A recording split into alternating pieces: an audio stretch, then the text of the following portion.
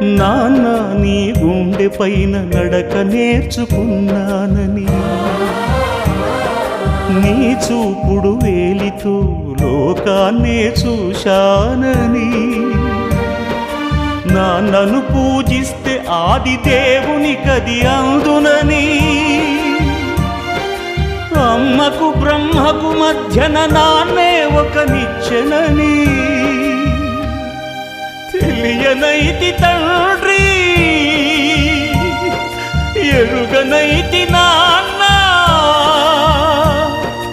నాన్నంటే నడిచే దేవాలయమని మరచితిని, ఆత్మజ్యోతి చేతుల ఆపివేసుకుంటిని.